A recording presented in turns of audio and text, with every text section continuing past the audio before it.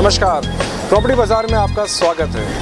Property बाजार में हम आपको बताएंगे कि नवी मुंबई का जो प्रॉपर्टी मार्केट है उसमें क्या हलचल हो रही है, क्या आपको खरीदना चाहिए, क्या नहीं खरीदना चाहिए, क्या बिक रहा है और क्या नहीं बिक रहा है। साथ में हम आपको देंगे एक्सपर्ट एनालिसिस। इसके अलावा कुछ चुनिंदा प्रोजेक्ट्स जो नवी मुंबई में चल रहे हैं उसकी आपको जानकारी मिलेगी। तो चलिए शुरुआत करते हैं आज के एपिसोड का। हर साल की तरह इस साल भी builders association of Navi Mumbai द्वारा भव्य प्रॉपर्टी प्रदर्शनी आयोजित की गई है। इस माध्यम से नए गृह प्रकल्प एवं प्रॉपर्टी खरीदने का एक अच्छा मौका ग्राहकों को हासिल हुआ है।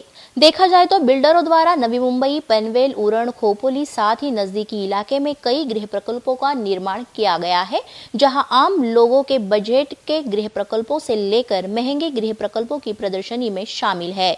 ऐसी जानकारी BANM के पदाधिकारियों ने पत्रकार परिषद में दी।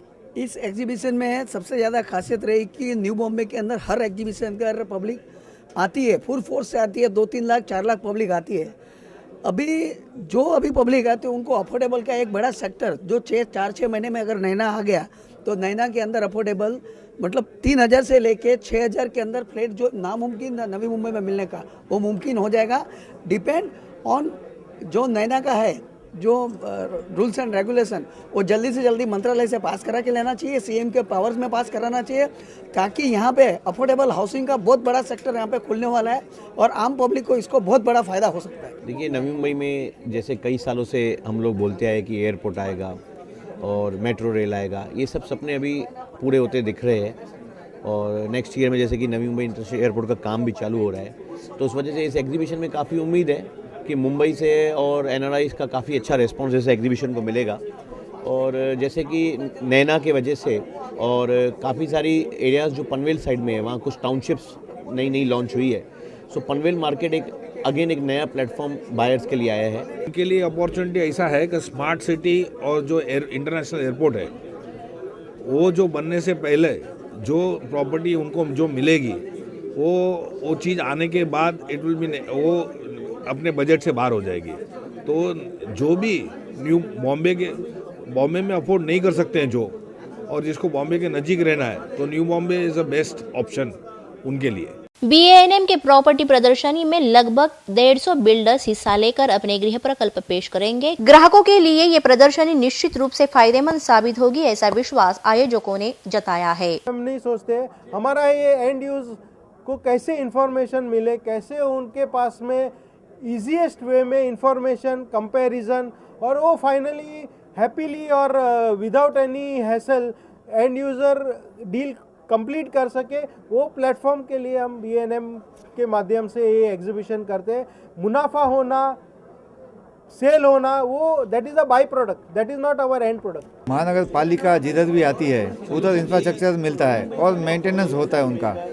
अभी यहाँ पे नवी मुंबई में जो देखा गया है, सिडको ने बना के हैंडओवर किया है।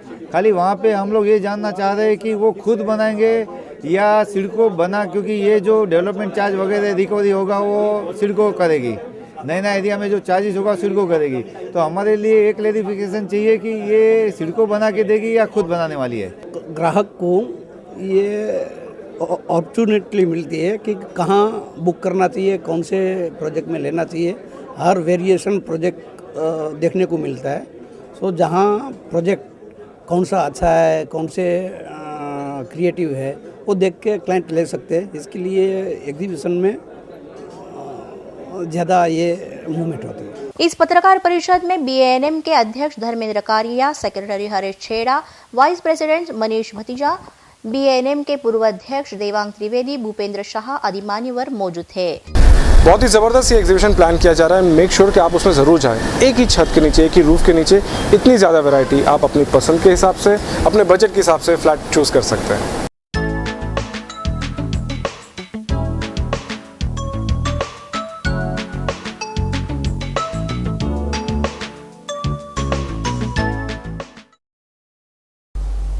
नमस्कार, प्रॉपर्टी बाजार में आज हमारे जो मेहमान हैं बहुत ही सॉफ्ट स्पोकन पर्सनालिटी है।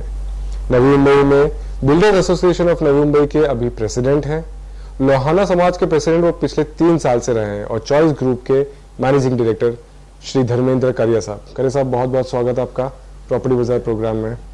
कारिया साहब, पहले से शुरुआत करते हैं जैसे मैंने भी कहा बहुत सॉफ्ट स्पोकन है, आप ज़्यादा लाइमलाइट में नहीं रहते हैं, आज हमारे स्टूडियो में आए। जानना चाहेंगे कि बिल्डिंग इंडस्ट्री में आप 20 साल से हैं, कैसे शुरुआत हुई? शुरुआत हम लोग व्यापारी थे, मुंबई से नवी मुंबई शिफ्ट हो गए। यहाँ पे शुगर का बिजनेस, होलसेल का बिजनेस था एपीएमसी मार्केट में जी। नवी मुंबई शिफ्ट हो गए तो यहाँ से सिडको से मिलना जुलना काफ़ी रहता था, क्योंकि शिफ्ट हुए तो सिडको से काफ़ी ऑफर्स आते थे, बंगलो प्लॉट है, सोसाइटी प्लॉट है, गोडाउन्स है, तो सिडको से मुलाकातें होती रहती थी। उसमें यहाँ पे जो ट्रांसपेरेंसी थी लैंड में और कंस्ट्रक्शन इंडस्ट्री में, वो हिसाब से हम लोग को भी अट्रैक्शन हो गया कि मुंबई की जितने प्रॉब्लम्स नहीं है और ट्रांसपेरेंसी काफ़ी होने से कंस्ट्रक्शन लाइन में इंटरेस्ट जगा। और कंस्ट्रक्शन लाइन में पहले छोटे प्लॉट से शुरुआत की, उसमें सिडको से, म्यूनसिपालिटी से काफ़ी सहयोग मिलता था और लेने वाले भी खुश रहते थे, बनाने वाले भी खुश रहते थे, सबके लिए विन विन सिचुएशन थी। उसमें आगे बढ़ते गए, आज 20 साल हो गए हैं। जी सर, कौन से प्रोजेक्ट्स किए हैं आपने नवी मुंबई में? यहाँ पे हमने करीबन 100 से ज़्यादा बिल्डिंग बना चुके, डिलीवरी दे चुके हैं। उसमें पाम बीच में मोराज रेसिडेंसी करके एक प्रोजेक्ट है, मोराज मेनोर करके है, पनवेल में river side park river view है, कांडीवली में भी बिल्डिंग होती है। ऐसे करीबन 100 के ऊपर। करीब साहब 100 प्रोजेक्ट्स, मतलब काफ़ी सक्सेसफुल बात रही है और लोग आपसे जुड़ते रहे हैं, तो क्या की इंग्रेडिएंट्स आप कहेंगे कि खास बातें जो लोगों अट्रैक्ट हो गए आपसे फ्लैट्स लेते रहे?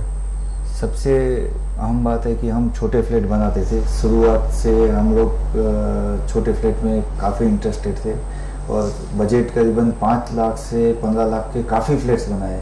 तो जो यहाँ पे मुंबई से नवी मुंबई लोग शिफ्ट हो रहे थे या जो घर लेना चाह रहे थे और उनकी कैपेसिटी नहीं थी, उनके लोगों को काफ़ी फ्लैट देके उनको खुशी होती थी, हमको फ्लैट देके खुशी होती थी। तो एफोर्डेबल हाउसिंग शुरू से अभी तक काफ़ी बनाए, वही हमारे एक सक्सेस का एक एफोर्डेबल हाउसिंग पे हम लोग ज़्यादा अट्रैक्शन रखते हैं। उसके अलावा क्वालिटी हो, टाइमली पोजीशन हो, ये कितना मायने रखते हैं? क्वालिटी और टाइमली पोजीशन तो लगा ही रहता है, क्योंकि जो घर ले रहा है आदमी लाइफ में 1 या 2 बार ही लेता है, उनको वो घर क्वालिटी मिले और टाइमली मिले, वो उनका अहम ये रहता है। और हम जितने घर देते हैं वो माउथ पब्लिसिटी मिलती है और माउथ पब्लिसिटी से लोग हमारे साथ और न और जुड़ते आ रहे हैं।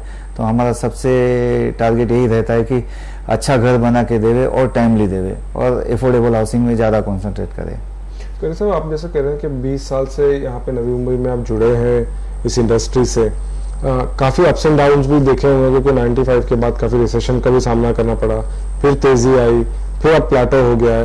ये ओवरऑल आपने किस तरह से देखा है? एक मंदी सबसे बड़ी थी 95-96 की जो मंदी आई, वो बहुत जोरों की मंदी थी। उस टाइम में अवेलेबिलिटी काफ़ी थी और बहुत बड़ी मंदी थी और सबसे ज़्यादा भाव उस टाइम टूटे थे। जो रिसेशन था करीबन 50% तक भाव टूट गए थे। जो 1600-1800 के भाव 900 के करीबन और 850% करीबन टूटा था। उस टाइम में भी जो आदमी ने काम अपना करते गया, डिलीवरी देते गया, वो आगे निकलता गया। हम भी हमारा काम करते गए, डिलीवरी देते गए। तेजी मंदी आते रहती है, लेकिन जो आदमी डिलीवरी देते जा रहा है, प्रोजेक्ट पूरे करते जा रहा है, उनको ज़्यादा प्रॉब्लम नहीं हो रही।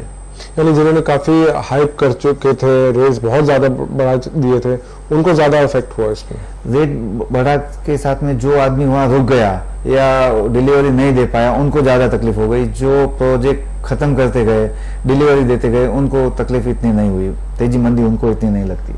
खैर साहब, आज के नवी मुंबई की जो प्रॉपर्टी मार्केट है और 5-10 साल पहले की अगर बात करें, क्या फ़र्क नज़र आता है आपको?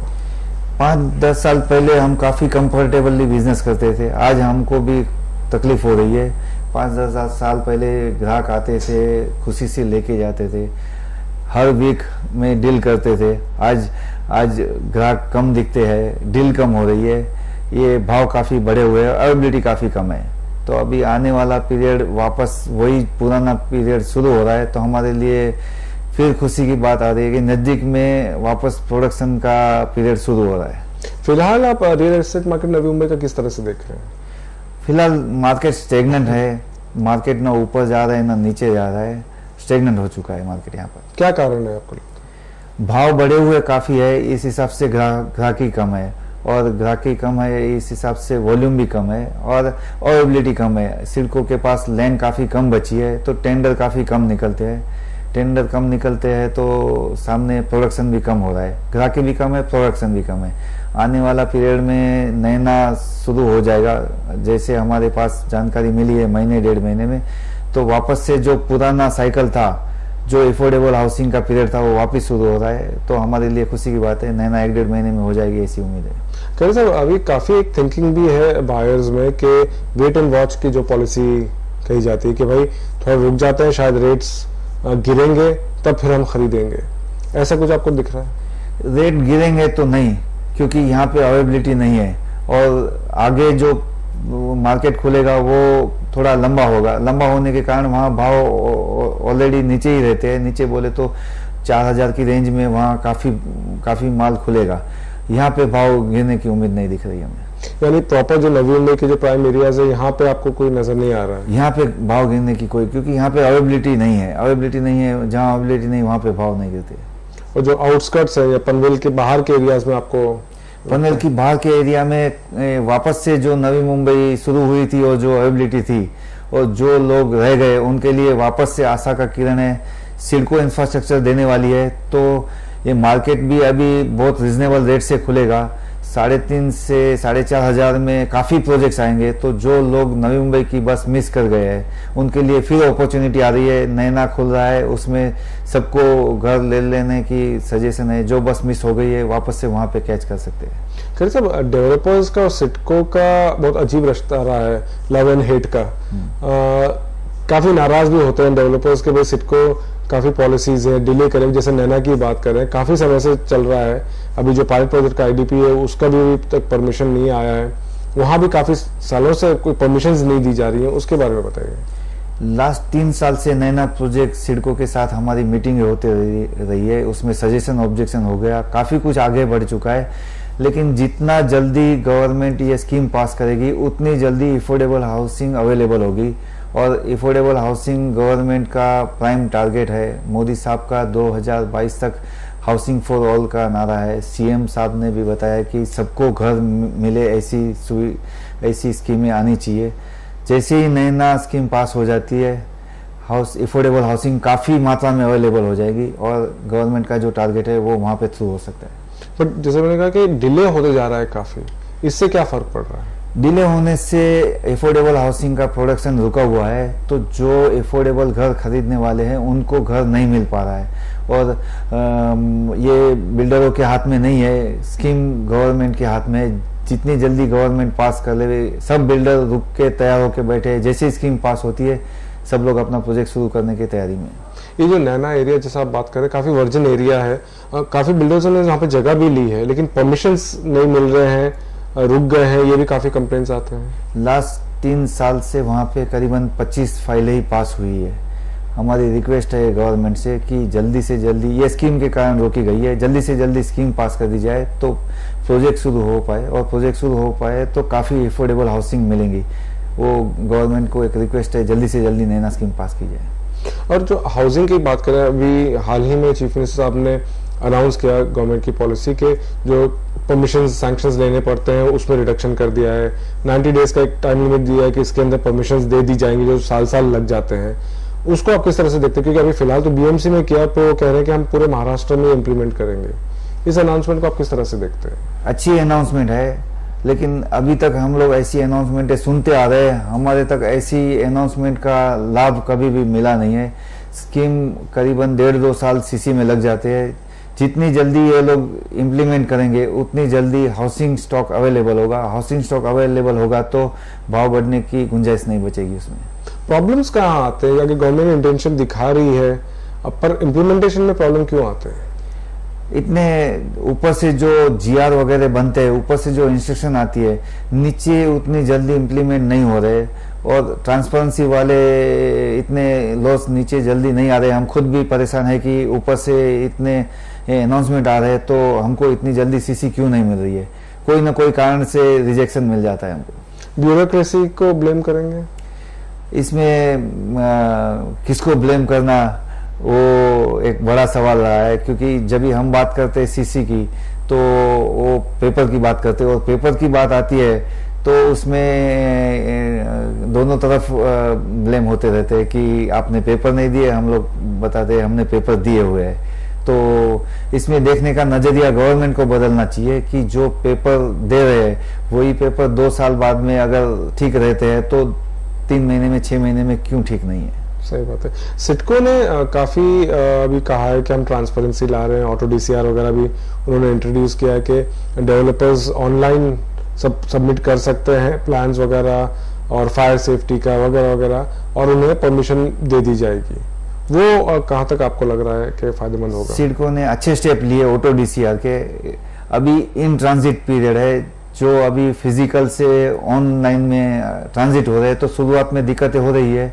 आगे ये ऑटो डीसीआर का फायदा मिलेगा, सबको मिलेगा, उसमें काफ़ी स्पीड बढ़ेगी ऐसी उम्मीद है। और सिडको ने काफ़ी एनओसीस, जो इंटरनल एनओसी थी वो खुद अरेंज कर लेंगे, वो बताया है। वो हिसाब से आने वाले टाइम में सीसी जल्दी शुरू होगी ऐसी उम्मीदें लगी रही है। दूसरी एक जगह बात ये हो रही है स्मार्ट सिटी की, एनएमएमसी एरिया में भी बात हो रही है, सिडको अपना स्मार्ट सिटी बना रही है। आप किस तरह से देखते हैं कि जबकि आज नोड्स अगर देखें, उल्वे देखेंगे, हम तलोजा साइड का देखेंगे कि नोड्स काफी बिल्डिंगें आ गई हैं, डेवलपर्स ने बिल्डिंग्स बना दी हैं, लेकिन इंफ्रास्ट्रक्चर नहीं आया है। तो उस कॉन्टेक्स्ट में स्मार्ट सिटी की बात करना आपको कहाँ तक सही लग रहा है? स्मार्ट सिटी की तुलना अभी जो कर रहे हैं अपन, नवी मुंबई काफ़ी अच्छी तरह से डेवलप हुआ है। स्मार्ट सिटी नहीं तो नियर अबाउट स्मार्ट सिटी बोल सकते हैं। जो अभी रहा इंफ्रास्ट्रक्चर का सवाल, सिडको की तरफ से अभी काफ़ी स्पीड बढ़ी है, जल्दी से इंफ्रास्ट्रक्चर मिल जाएगा, टेंडरिंग काफ़ी हो रहे हैं और पूरी डिटेलें भी ओपन कर दी गई है, तो जल्दी से इंफ्रास्ट्रक्चर मिल जाएगा। और स्मार्ट सिटी में ज़्यादा से डिजिटल का रोल रहता है और डिजिटल इम्प्लीमेंटेशन ज़्यादा होगा, और उसमें कॉमन पब्लिक को भी ज़्यादा फायदा होगा, रहने वाले लोगों को भी फायदा होगा, और नवी मुंबई अपना वर्ल्ड लेवल में आ जाएगा। तो अच्छी बात है, स्मार्ट सिटी होना चाहिए नवी मुंबई। नवी मुंबई का ओवरऑल आउटलुक आज की स्थिति में आप किस तरह से देख रहे हैं? आगे के अगले 4-5 साल की अगर हम बात करें तो आने वाले 4-5 साल बहुत अहम है नवी मुंबई के लिए। स्मार्ट सिटीज आ रहे हैं, एयरपोर्ट आ रहा है, नैना प्रोजेक्ट आ रहे हैं, और काफ़ी छोटे मोटे प्रोजेक्ट आ रहे हैं नवी मुंबई के लिए। जैसे JNPT है, उसमें काफ़ी जॉब्स क्रिएट होगी, SEZs आ रहे हैं। नवी मुंबई के लिए आने वाला पीरियड काफ़ी अच्छा पीरियड है, और हर 4-6 महीने में नए प्रोजेक्ट्स की अनाउंसमेंट सुनने आएगी। जैसे वो ब्रिज बन रहा है, ऐसे काफ़ी प्रोजेक्ट्स है जो नवी मुंबई को लग के है। तो आने वाला पीरियड नवी मुंबई के लिए बहुत लाइमलाइट वाला पीरियड है और काफ़ी अच्छा पीरियड है। ऐसे में करे साहब, आप एग्जीबिशन BNM की तरफ से एग्जीबिशन ऑर्गेनाइज किया जा रहा है अभी 8 तारीख से, उसको लेकर आप लोगों की क्या एक्सपेक्टेशंस है? ये BNM की तरफ से 16th एग्जीबिशन है। 15 एग्जीबिशन सक्सेसफुली BNM कर चुकी है। BNM का एग्जीबिशन यहाँ की पब्लिक के लिए काफ़ी मायने रखता है। काफ़ी पब्लिक वेट करती रहती है कि जैसे एग्जीबिशन आता है तो एक ही जगह पे सारी अवेलेबिलिटी देखने को मिल जाएगी, और ये BNM के लिए भी खुशी की बात है और पब्लिक के लिए भी खुशी की बात है। और ये प्रोजेक्ट सभी एक ही जगह देखने को मिलने से पब्लिक के लिए काफ़ी चॉइस एक ही जगह देखने को मिल जाती है। बिल्डर्स से भी जान पहचान हो जाती है, कितने प्रोजेक्ट्स डिलीवरी किए है, किस टाइप के बिल्डर्स है, किस टाइप का उनका व्यवहार है, सारी जानकारी वहाँ मिल जाती है। तो 8 तारीख से 11 तारीख जो भी ये BNM का एग्जीबिशन में आएगा उनको सारी डिटेलें मिल जाएगी। किस तरह के लोग आप एक्सपेक्ट कर रहे हैं? सीरियस बायर्स या इंक्वायरी वाले, या किस तरह के एक्सपेक्ट कर रहे हैं आप? सभी तरह के बायर्स है उसमें करीबन 11 लाख से करोड़ ऑफ रुपीस के घर अवेलेबल रहेंगे। खपोली एरिया के आजू बाजू 11 लाख के प्रोजेक्ट्स है। पनवेल बाउंड्री के आजू बाजू 20-25 लाख वाले काफ़ी प्रोजेक्ट्स है, और करोड़ ऑफ रुपीस वाले, और सभी तरह के बायर उधर आते हैं। उसमें एफोर्डेबल वाले भी आते हैं, लग्जरी वाले भी आते हैं, सभी बायर्स वहाँ मिलते हैं। पर जिस तरह का माहौल है, जैसे कि हम कहते हैं कि एक प्लेटो जैसा हुआ है, बहुत ज़्यादा डिमांड नहीं है रियल एस्टेट मार्केट में, ऐसे में एग्जीबिशन आपको लगता है कि जो बूस्ट दे पाएगा? एग्जीबिशन से बूस्ट तो रहता ही है। जो एक साथ बायर्स वहाँ पे लाखों की पब्लिक में आते हैं, और वहाँ उन लोगों को भी उम्मीद रहती है कि एग्जीबिशन के हिसाब से कुछ ना कुछ बेनिफिट डिक्लेयर किए हुए रहते हैं, कुछ ना कुछ स्कीम रहती है। तो वहाँ पे काफ़ी उम्मीदें रहती है, बिल्डरों को भी रहती है और बायरों को भी रहती है। और वहाँ एग्जीबिशन के बाद में 2-3 महीने में काफ़ी डिले सुनाई देती है। तो it's win win situation for developer as well as buyer. कहीं साहब, एक बायर जब आपके एग्जीबिशन में आता है, BNM का नाम जुड़ा है उसके साथ में, तो क्या एक कमिटमेंट होता है BNM की तरफ से कि भाई हमारे यहाँ पे जिनके भी स्टॉल्स हैं हम उनके बारे में आपको भरोसा दिलाते हैं? सभी स्टॉल्स के बारे में नहीं बोल सकते, पर मेजोरिटी ऑफ और सब बायर्स लोग को विनती है कि वो BNM का मेंबर है उतना आपको देखना जरूरी है। मेंबर है तो उसका कंट्रोल BNM एसोसिएशन की तरफ से रहता है और स्क्रूटनी किए हुए मेंबर रहते हैं। तो जो भी आगे डिलीवरी दे चुके हैं, प्रोजेक्ट बना चुके हैं, उनके प्रोजेक्ट खरीदने चाहिए और जो मेंबर है उतनी उनको तपास कर लेनी चाहिए। ठीक है। और अभी जिस तरह से आप बात कर रहे हैं कि सिस्टम जो चल रहा है, एग्जीबिशन भी हो रहा है, गवर्नमेंट से क्या एक्सपेक्टेशंस है आपकी कम्युनिटी के? गवर्नमेंट से काफ़ी एक्सपेक्टेशन है। एक तो गवर्नमेंट से रिक्वेस्ट है कि उनको नज़रिया बदलना चाहिए। अगर उनको हाउसिंग फॉर ऑल अचीव करना है तो उनका नज़रिया बदलना चाहिए और जो स्कीमें जल्दी इम्प्लीमेंट वाले, जैसे एक डिमांड की गई है कि आर्किटेक्ट्स लोग को पावर दिए जाए कमेंसमेंट सर्टिफिकेट देने, वन विंडो सिस्टम और फास्टेस्ट कमेंसमेंट सर्टिफिकेट। इतनी नैना स्कीम 3 साल से बनी है, लास्ट 2-3 महीने से सिडको से अप्रूव होके मंत्रालय तक गई है। तो जितनी जल्दी अप्रूवल होगी, जितनी जल्दी गवर्नमेंट की थिंकिंग बदलेगी, उतनी जल्दी से ये मार्केट में अवेलेबिलिटी बढ़ेगी। गवर्नमेंट से रिक्वेस्ट है कि नज़रिया बदला जाए। आप लोग क्या प्रयास कर रहे हैं इसके लिए? हम लोग हमारी तरफ से सिडको में और मंत्रालय में काफ़ी प्रयास करते रहते हैं, थ्रू मीडिया ऑल्सो रिक्वेस्ट करते रहते हैं कि जो स्कीम अफोर्डेबल हाउसिंग को लग के है उनको जल्दी से जल्दी लाया जाए। हमारी रिक्वेस्ट ये है कि अफोर्डेबल हाउसिंग वाली स्कीमें जल्दी से जल्दी इम्प्लीमेंट होगी तो अफोर्डेबल हाउसिंग काफ़ी अवेलेबिलिटी हो जाएगी। कहीं सर, आप अफोर्डेबल हाउसिंग की बार बार बात कर रहे हैं, लेकिन जब डेवलपर्स से बात करते हैं तो उनका कहना है कि भाई टैक्सेशन इतना ज़्यादा हो जाता है कि हम उतना अफोर्ड नहीं कर पाते, लैंड लिमिटेड है जिसकी वजह से टेंडर्स होते हैं, उसकी कॉस्ट बढ़ जाती है। इनको किस तरह से सामना किया जा सकता है? लास्ट थोड़े सालों में टैक्सेशन काफ़ी बढ़ गए हैं। जैसे सर्विस टैक्स नहीं था वो आ गया, वेट आ गया, लेबर सेस आ गया, इनडायरेक्ट काफ़ी टैक्सेस बढ़े हुए हैं।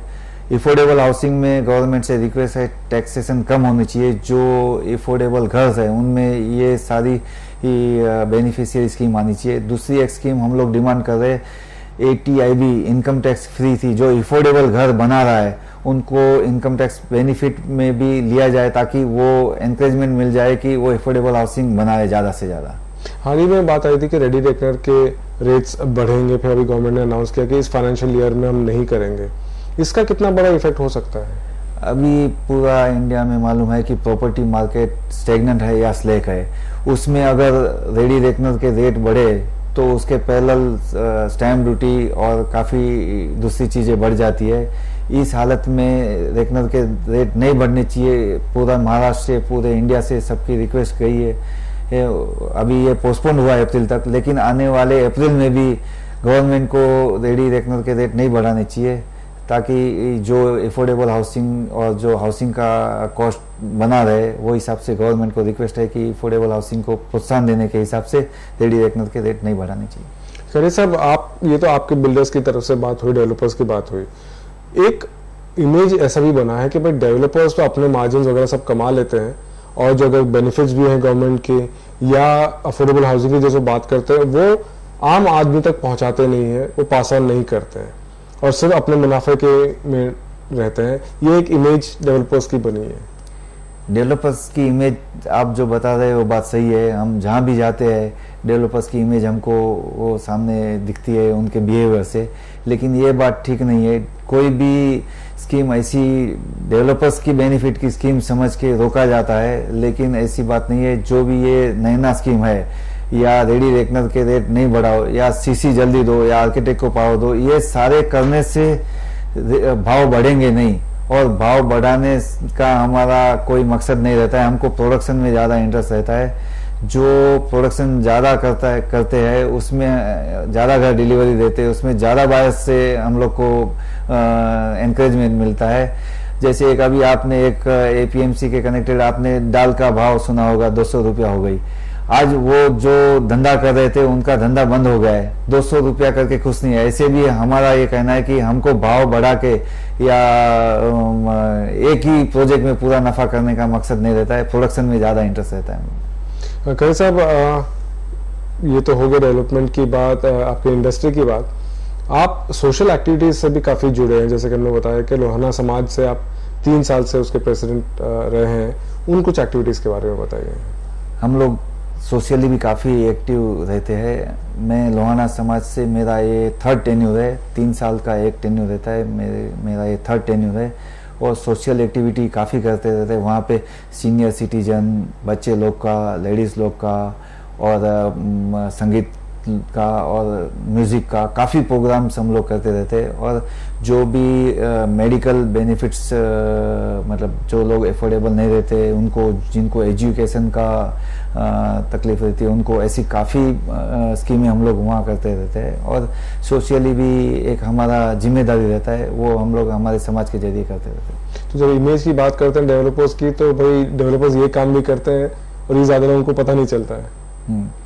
ये सामाजिक प्रवृत्ति काफ़ी बिल्डर करते हैं और सबसे ज़्यादा रोल उनका रहता है, और काफ़ी अच्छी तरह करते हैं हम लोग, क्योंकि हम लोग ये इंडस्ट्री से जुड़े हुए हैं। तो हम लोग का एक पकड़ रहती है, और एक पकड़ से हम लोग काम करते हैं। तो हमारे सपोर्टर लोग भी काफ़ी रहते हैं। हमारे समाज में हर महीने 2 महीने में काफ़ी प्रोग्राम्स होते रहते हैं, और उसमें मेडिकल से लेके, एजुकेशन से लेके, सीनियर सिटीजन से लेके जो भी स्कीमें हम लोग इंट्रोड्यूस करते रहते हैं, उसमें ब्लड टेस्ट भी रहता है, कैंसर टेस्ट भी रहता है, फिजियोथेरेपी भी रहता है, एजुकेशन के स्कीम्स भी रहते हैं, परिचय मेड़ावड़ा जैसे शादी का आजकल का बहुत प्रॉब्लम रहते हैं, उस टाइम के प्रोग्राम करते रहते, तो काफ़ी काम करते रहते।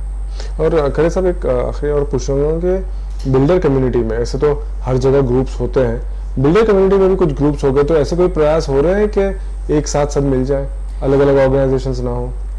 अलग अलग ऑर्गेनाइजेशन न हो, उसके लिए प्रयास तो रहते ही है, और जितना एक ग्रुप होवे उतना उनका आवाज़ रहता है। और यहाँ पे सबसे बड़ा ग्रुप BNM का है, और जो छोटे थोड़े ग्रुप है उनका भी डायरेक्ट इनडायरेक्ट सपोर्ट BNM को है, और उसमें भी एक होने की कोशिश लगी रहती है, और हम लोग डायरेक्ट इनडायरेक्ट एक ही है। और अच्छी बात है। और आखिर में नवी मुंबई के लोगों को क्या कहना चाहेंगे? नवी मुंबई के लोगों को, या मुंबई के लोगों को, या जो भी नवी मुंबई के पेरीफेरी में फ्लैट लेना चाह रहे हैं, उनके लिए ये काफ़ी अच्छा पीरियड है। लोग सोचते हैं मंदी है, तेजी होती है तो भाव ऊपर रहते हैं, तो ये मंदी है, तो लोगों के लिए काफ़ी अच्छी बात है। अभी आपको अच्छी चॉइस मिलेगी, अच्छा रिस्पॉन्स मिलेगा, अच्छा बार्गेन मिलेगा। तो जो भी घर लेना चाह रहे हैं, वो ये पीरियड उनके लिए गोल्डन पीरियड है, उनको अभी प्रीमाइसिस और प्रॉपर्टीज कर लेनी चाहिए, ऐसी सजेशन है। खरे साहब का बहुत बहुत शुक्रिया, आप हमारे शो पर आए।